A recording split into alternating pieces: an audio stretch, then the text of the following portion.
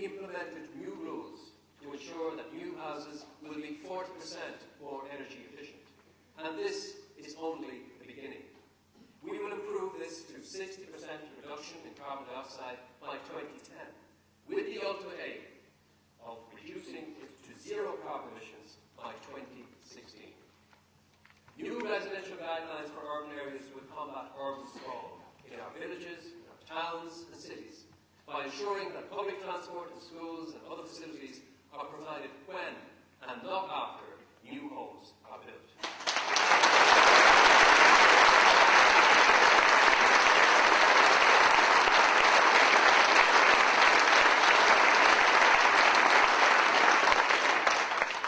My friends, as long as the Green Party is in government, the days of bad and irresponsible planning are over.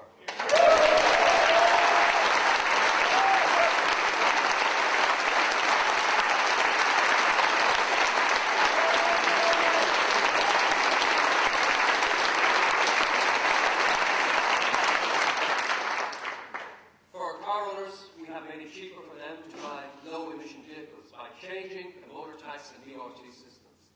These are now based on CO2 emissions. From the 1st of January next, we will ensure that only low-energy light bulbs are on sale in shops. All of these measures show that green politics is not only good for the planet, it is also good for people's pockets. Energy security and climate change will define how we live in the 21st century. It will affect our economy and quality of life. Already, all over the world, people are experiencing severe pressure as a result of climate change in a world that is running out of oil. In Ireland, increasing fuel and food prices are putting families very much under pressure. We recognise this reality and are doing everything possible to plan for the future. Minister Eamon Ryan is leading the way. He has increased subsidies for offshore wind from €57 to €140 per megawatt hour. He has announced a €26 million investment in ocean energy and a €200 million investment in energy efficiency research. Only 2 weeks ago, Eamon Ryan secured a €22 billion investment in ESB to revolutionise the company, making it a leading green utility in the world.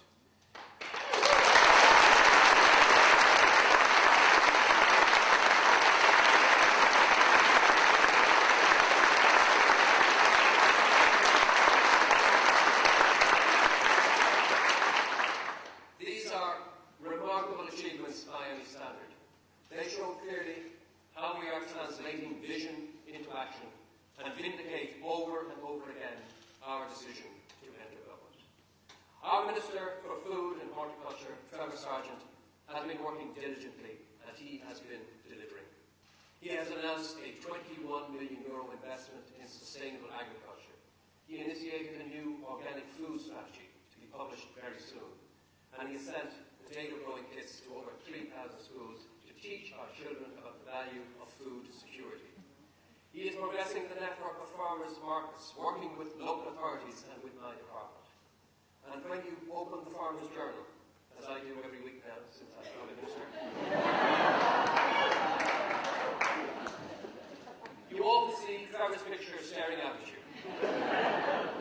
And it is because of Minister Trevor Sargent's work that the farmers, the food producers and the consumers of this country know that in the Green Party they have a real friend in government.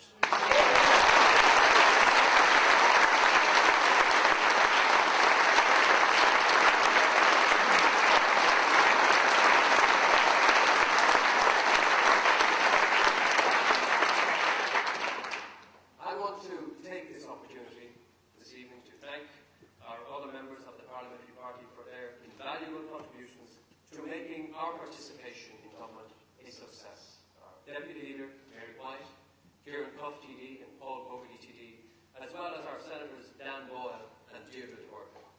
We form a very tight and disciplined unit based on collegiality.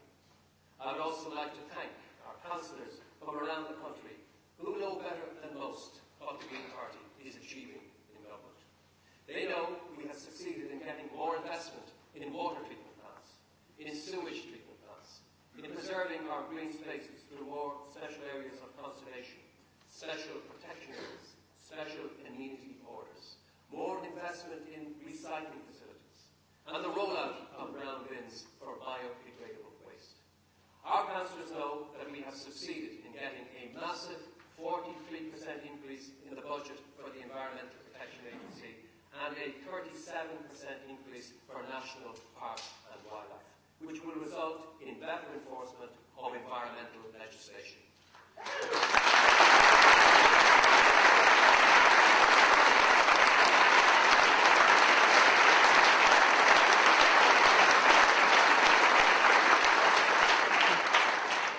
They have seen the success and they know it's good for the country that the Greens are in government. Our councillors and local election candidates understand the importance of real local government. One of our founding principles states clearly that decision-making should take place at the lowest effective level. Yet over the last number of years in this country, we have seen decision-making power shift to the centre. We have witnessed the disempowerment of local councillors and local communities. How many times have we heard public people saying at meetings and complaining about the lack of local democracy and about the failure to listen to the voices of people? With the Green Party in government, this trend towards centralisation will cease. Our vision of local government will become a reality. The forthcoming publication of the Green Paper on Local Government Reform will start a process which will lead to the election of a mayor with real powers for the Dublin region in 2011.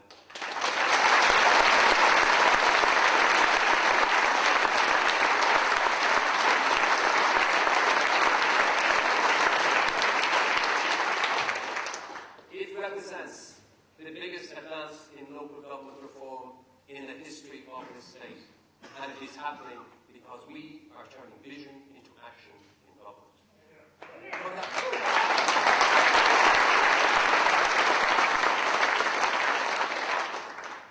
But there are so many other areas where our presence in government is having a very positive influence on government policy. Our programme for government recognises the huge contribution to society made by our senior citizens over many years.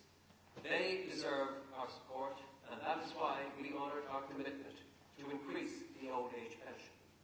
Next week, my department will approve €15 million for local councils to improve public access for people with disabilities. We also ensured that the programme for government recognised the 12 existing ABA schools. In government, we are using our position